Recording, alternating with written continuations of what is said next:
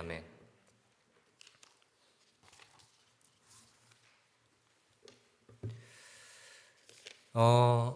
몇 주 전에 이영우 목사님께서 이런 멘트를 하셨던 기억이 있습니다.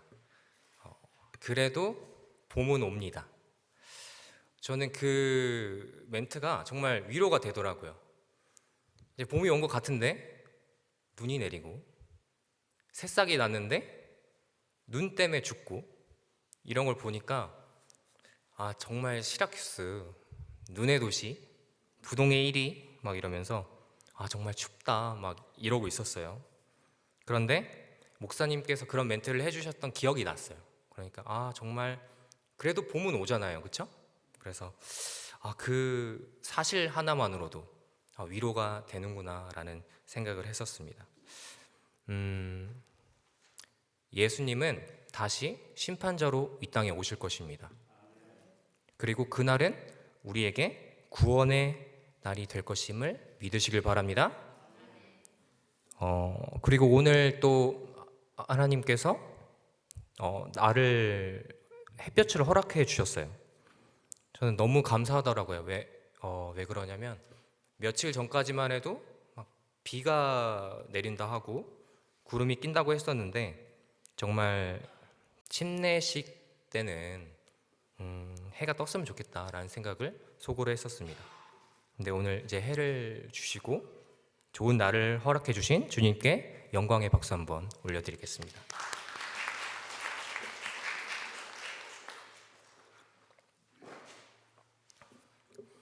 몇 주 전에 제가 이제 빛을 따라가며 빛 안에 가운데 살라라는 주제로 요한 1서를 한번 다뤘던 적이 있습니다. 기억나시나요? 그때 설교 내용을 한 문장으로 요약해드리면 예수 그리스도의 부활하심을 보고 그의 나타난 빛을 따라서 하나님 빛 안에 거하라 라는 내용이었습니다. 오늘 말씀인 요한 1서 2장도 그 흐름 속에 있습니다. 그런데 오늘 본문 말씀에서 사도 요한은 조금 더 집중해서 이야기하는 부분들이 있습니다. 그것은 그의 계명을 지키는 것이라는 것입니다. 그리고 이를 위해서 사도 요한은 대언자 그리고 화목 제물이신 예수 그리스도를 이야기하고 또 그를 아는 것과 그 안에 사는 것이 무엇인지에 대하여서 이야기를 하고 있습니다. 오늘 본문 말씀을 통하여서 우리 모두가 그 계명을 지키는 것이 그를 알고 그 안에 사는 것과 무슨 관계인지 또 그 계명과 그 목적, 방법, 원동력이 무엇인지에 대하여서 분명하게 깨닫고 믿으시기를 주님의 이름으로 축원합니다. 요한일서 2장 1, 2절 한번 다 같이 읽어보겠습니다. 시작.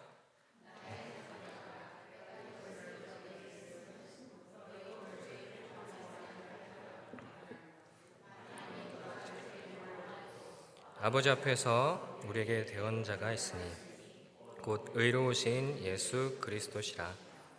그는 우리 죄를 위한 화목 제물이니 우리만 위할 뿐 아니요 온 세상의 죄를 위하심이라. 아멘. 사도 요한은 나의 자녀들아 라고 이제 언급하면서 이 선신서를 읽을 사람들에 대하여서 이야기를 합니다. 저번에 말씀드렸죠. 그 당시 교회 내부에서는 이단적인 사상을 가지고 교회를 힘들게 하는 사람들이 있었어요. 그 사람들에게 이 말씀을 전하고 있는 사도 요한입니다. 그러한 상황 가운데서도 그들을 자식처럼 아끼고 있는 사도 요한의 마음을 볼 수 있고 또 그 사랑하는 마음을 가지고 권면하는 것을 볼 수 있습니다. 그런데 이 말씀을 읽으시면서 조심해야 될 부분이 있습니다. 만일 누가 죄를 범하여도 대언자가 있다라는 것인데요. 이는 죄를 지어도 된다라는 것은 아닙니다. 오히려 너희가 예수 그리스도를 부인함으로써 죄를 지었지만 다시 돌아와서 예수님을 그리스도로 믿으면 그가 하나님 앞에서 너희를 변호하실 거야. 두려워하지 말고 돌아와 라고 권면하고 있는 것입니다. 대언자, 혹시 대언자라는 단어 아시나요? 요즘에는 대언자라는 단어를 딱히 사용하지 않는 것 같습니다. 그래서 대언자라는 단어에 대하여서 한번 설명을 해드리면, 어떠한 입장에 대하여서 본인이 아님에도 불구하고 타인의 뜻을 전해주는 사람을 의미합니다. 우리 시대의 변호사 혹은 대사관 정도의 직업을 떠올리시면 어느 정도 이해가 되실 것 같아요. 하지만 이러한 직업이 성경에서 나오는 대언자라는 뜻을 정확하게 전달하고 있지는 않습니다. 성경에서 말하는 대언자라는 뜻은 사실 파라클레토스라는 헬라 단어에서 왔는데, 이는 전문적인 직업을 위한 단어로 사용되지 않습니다. 이 뜻은 오히려 도움을 주기 위하여서 부름을 받은 자, 혹은 필요한 때에 곁으로 오는 자를 의미합니다. 그러니까 이 의미는 전문적인 직업보다는 어떠한 사람을 옹호하는 친구나 후원자를 의미합니다. 다시 말해서 어떤 사람과 깊은 관계가 있는 사람이 그 사람을 위하여서 대신 뜻을 전달해 주는 것을 말합니다. 이 대언자로서의 역할을 누가 하고 계신다고요? 예수 그리스도. 다시 말하면 예수님께서 하나님 아버지 앞에서 우리를 위하여서, 그리고 우리를 대신해서 변호하고 계시다는 거예요. 친구이자 후원자로서 말입니다. 든든하지 않나요? 한번 생각해 보세요. 왕정시대, 이제 왕이 통치하는 시대에서 우리가 왕에게 죄를 지은 상황이에요. 왕에게 죄를 지면 어떤 상황이죠? 반역죄죠. 죽어야 되는 죄입니다. 그러한 상황 가운데서 우리의 정말 가까운 친구나 친척이 왕이 정말로 신뢰하는, 총애하는 최측근이라고 생각해 보세요. 왕의 가족이라고 한번 생각해 보시라는 거예요. 그리고 심지어 그 사람이 정말 최선을 다해서 우리를 변호해주고 우리의 편을 들어주고 있다고 한번 생각해 보시라는 거예요. 이만큼 든든한 경우가 있을까요? 목숨을 다해서 우리를 변호해주는 분이 왕의 옆에서 계시다는 것. 지금 예수님이 그러고 계시다는 거예요. 지금 이 순간에도. 또한 사도 요한은 예수님이 화목제물이라고 이야기를 하고 있습니다. 화목제물은 하나님의 진노를 죄인에게서 대속물로 돌이키는 개념을 가지고 있는데, 그 결과 죄인은 더러움에서 정결하게 된다라는 것입니다.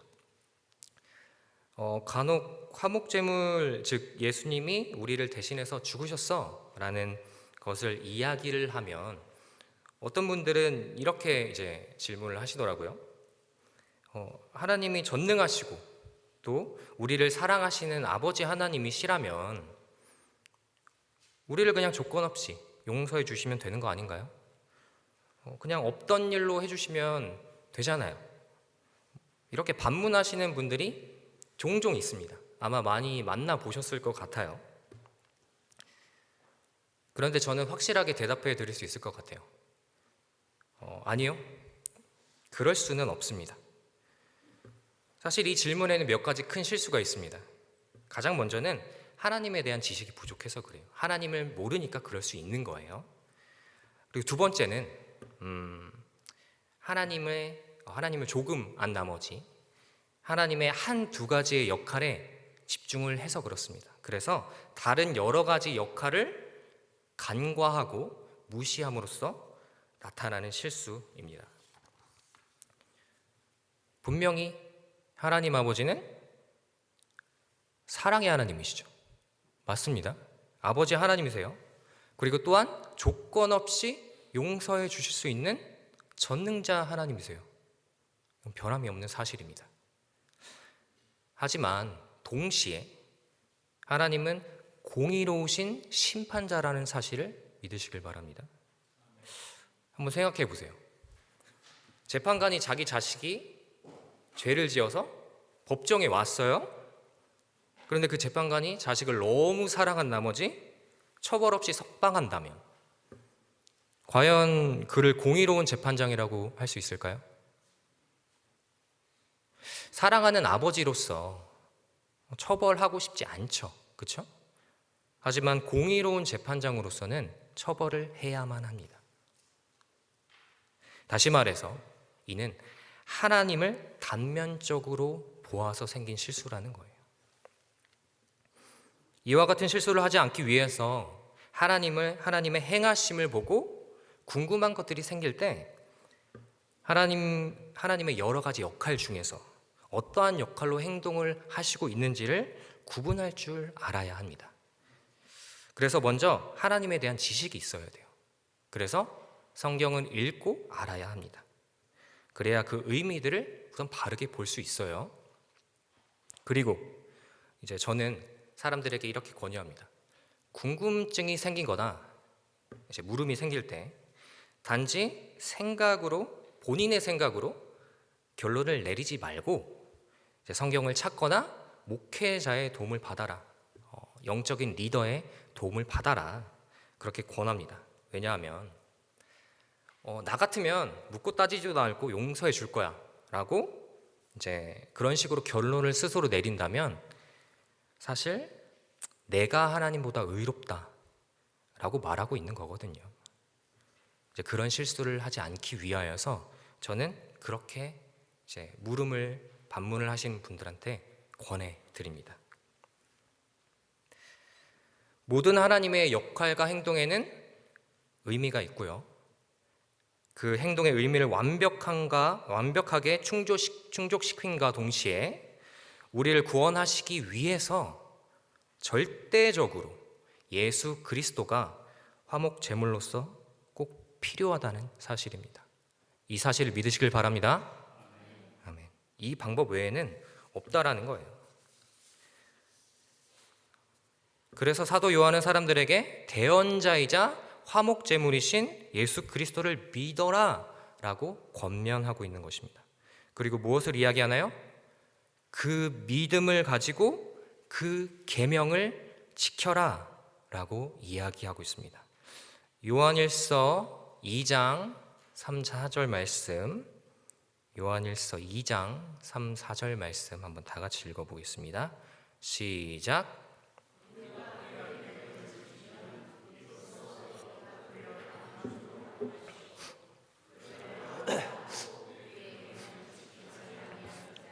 거짓말하는 자여, 그가 그 속에 있지 아니하되. 아멘. 여기서 사도 요한은 계명을 지키는 것에 대하여서 이야기를 하고 있습니다. 그런데 목사님, 계명을 지키라고 이야기하는 것은 율법을 지키라고 하는 것과 같지 않나요? 뭐가 다른가요? 라고 질문을 할 수 있을 것 같습니다. 성경을 조금만 알아도, 이제 구약을 조금만 읽어도 계명을 지키라라는 내용이 많잖아요. 그렇죠? 그래서 율법을 지키는 것과 또 십계명을 지키는 것을 떠올리기 쉽습니다. 구약의 사람들은 613개 정도의 율법을 지켰다고 해요. 그 중에서 십계명을 빼도 600개 정도의 율법을 지켰다는 건데 여기서 그러한 계명을 지키라고 하는 것일까요? 또는 그와 같은 방법으로 계명을 지키라고 말하고 있을까요? 비슷한 단어들을 사용한 문장이기 때문에 같은 의미를 담고 있는 것으로 보일 수 있습니다. 하지만 단어만 비슷할 뿐 그 목적, 방법, 그리고 원동력이 전혀 다릅니다. 그렇기 때문에 근본적인 뜻이 달라져요. 예수님 이전의 구약시대의 사람들은 그들이 스스로 의롭게 되기 위하여서 율법, 계명을 지켰습니다. 그렇죠? 그리고 이것이 율법을 지키는 삶으로 이어진 거예요. 즉 스스로 의로워지기 위한 순종이었습니다. 하지만 예수님을 믿는 신약시대 사람들은 어떤가요? 십자가에서 죽고 다시 살아나신 예수 그리스도를 믿음으로써 이미 우리는 의로워졌습니다. 맞죠? 우리는 의로워졌어요. 우리의 주님 되신 예수 그리스도의 의가 우리에게 전가되어서, 우리가 의롭게 한 게 아니에요. 예수님의 그 의가 전가되어서 우리는 이미 의로워졌습니다. 그래서 우리는 의로움을 위하여서 계명을 지키지 않아요. 오히려 우리는 우리를 구원해 주신 것에 대한 감사, 그리고 복음에 대한 기쁨으로 마음을 다해서 그 계명을 지키는 것입니다. 원동력이 다르다는 거예요. 정리를 해드리면 의로움을 쟁취하기 위한 수동적인 순종이 아니라 구원의 기쁨으로 인한 자발적인 순종이라는 거예요. 그렇다면 그 계명이 무엇일까요? 요한일서 3장 23절을 다 같이 읽어보겠습니다. 시작. 그의 계명은 이것이니 곧 그 아들 예수 그리스도의 이름을 믿고 그가 우리에게 주신 계명대로 서로 사랑할 것이니라. 아멘. 그 계명이 무엇이라고요? 사랑하라. 예수 그리스도의 이름을 믿고, 다시 말해서 죽고 다시 살아나셔서 그리스도로 증명되신 예수님을 믿고 서로 사랑하라는 것이에요. 둘 다 놓치시면 안 돼요. 서로 사랑하라만 보시는 게 아니에요. 예수님을 믿고 사랑하라는 거예요. 예수님을 그리스도로 믿는다고 미워하거나 사랑하지만 예수님을 믿지 않는다면 성경에서 어떻다고 이야기를 하나요? 거짓말하는 자, 진리가 그 속에 있지 않다고 말하고 있는 것입니다. 그리고 사도 요한은 5, 6절을 통하여서 예수님처럼 행동하라고 지금 권면하고 있습니다. 다 같이 한번 읽어보겠습니다. 5절, 6절 말씀 시작. 누구든지 그의 말씀을 지키는 자는 하나님의 사랑이 참으로 그 속에서 온전하게 되었나니 이로써 우리가 그의 안에 있는 줄을 아노라. 그의 안에 산다고 하는 자는 그가 행하시는 대로 자기도 행할지니라. 아멘. 사도 요한은 5절에서 무엇을 이야기하고 있나요? 서로 사랑할 때 그 사람이 하나님 안에서 살고 있다는 것이 증명되어진다라고 말하고 있습니다. 게다가 사도 요한은 6절을 통하여서 그 계명, 그 사랑의 계명을 확장시키고 있어요. 이에 대하여서 영어 표현을 보시는 게 더 잘 이해되실 것 같아요. Whoever claims to live in him must work as Jesus did. 하나님 안에서 산다고 주장하는 사람은 예수님이 하셨던 것처럼 걸어야만 한다. 걸어야만 한다가 뭐라고 했죠? 살아야만 한다라는 거예요. 이것은 우리의 선택사항이 아니라는 것입니다. 우리가 하나님 안에서 산다면 우리는 그리스도인으로서 예수님이 행하신 것처럼 행해야 합니다. 어떻게 해요? 예수님이 이미 보여주신 대로 말입니다. 요한복음 13장 34절 말씀 한번 제가 읽어드릴게요. 새 계명을 너희에게 주더니 서로 사랑하라. 내가 너희를 사랑한 것 같이 너희도 서로 사랑하라. 아멘. 우리가 생각하는 우리의 사랑의 개념이 아니에요. 예수님이 사랑하신 것처럼 서로 사랑하라는 거예요. 예수님은 그의 모든 삶을 통해서 사랑의 모범이 되어주셨어요. 그리고 우리에게 내가 너희를 사랑한 것 같이 너희를 서로 사랑하라. 그렇게 명령하고 계십니다. 예수님은 우리가 따라야 할 사랑의 모범이자 지표라는 사실입니다. 구약시대 사람들이 율법을 지켰다면 우리는 예수님의 모범을 따라서 그 계명을 지키는 것입니다. 이것이 우리가 계명을 지키는 방법입니다. 우리는 예수님께서 행하신 것들로 인하여서 추상적인 사랑이라는 그 개념을 보다 명확히 이해할 수 있고요. 하나님이 원하시는 사랑이 무엇인지를 이해할 수 있게 된 거예요. 그리고 예수님처럼 행함으로써, 사랑함으로써 우리는 하나님 안에 거하고 있는 축복을 누릴 수 있는 것입니다. 사실 우리는 죽기까지 우리를 사랑하신 예수님의 사랑을 우리의 삶에서 절대 구현해낼 수 없어요. 아마 죽을 때까지 도달하지 못할 것입니다. 하지만 그것이 우리가 서로 사랑하라 하신 그 계명을 지키지 않을 이유가 되지는 않습니다. 우리는 예수님이 보이신 사랑을 따라 서로 사랑함으로써 예수님을 닮아가고 거룩해지며 성화되어져 갑니다. 우리는 서로 사랑해야 합니다. 이것이 우리가 계명을 지키는 목적이에요. 목적. 의로움이 아닌 예수님을 닮기 위해서, 그리고 보다 거룩해지기 위해서입니다.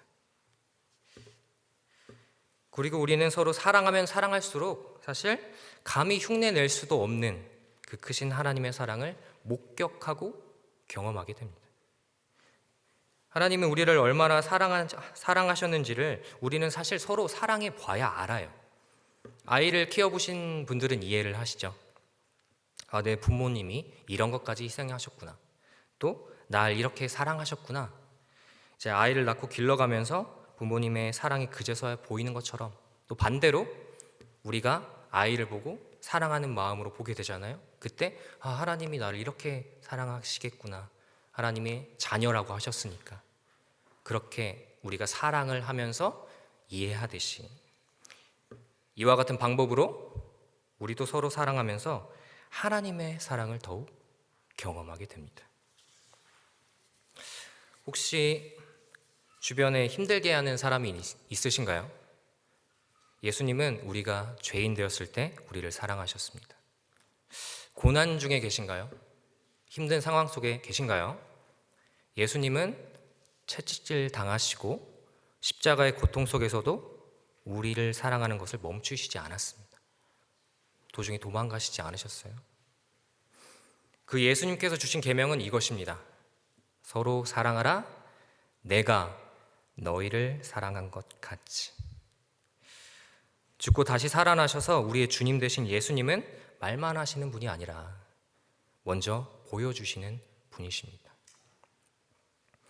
우리도 아이들을, 그리고 교회 가족들을, 또 주변 사람들을, 내가 사랑하는 주변 사람들이만이 아니에요. 나를 비록 힘들게 하는 사람들도, 그 주변 사람들도 사랑함으로써 예수님처럼 사랑의 모범이 되어 주십시오. 사도 요한이 예수님의 모범을 따라 힘든 상황 가운데서도 그들을 바라보고 사랑하는 마음으로써 복음을 권했던 것처럼 나의 자녀들아라고 이야기를 했었죠. 우리도 사랑하는 마음을 가지고 예수님의 사랑을 통하여서 주변 사람들을 바라보고 또 사랑하고 복음을 권하자는 거예요. 그리고 이를 통하여서 우리가 하나님 안에서 살고 있다, 우리가 예수 그리스도를 따르는 그리스도인이라는 사실을 그들에게 보여주세요. 본이 되어달라는 이야기입니다. 예수님의 본을 따라 서로 사랑함으로써 예수님을 닮아가고 거룩해지며 하나님의 사랑을 경험하시는, 또 사랑의 본이 되시는 우리 모든 성도님들이 되시기를 주님의 이름으로 축원합니다. 아멘. 오늘 찬양은 그 크신 하나님의 사랑이라는 찬양입니다. 오늘 설교 말씀과도 이어지는 찬양인데요. 아까 말씀드린 것처럼 하나님의 사랑을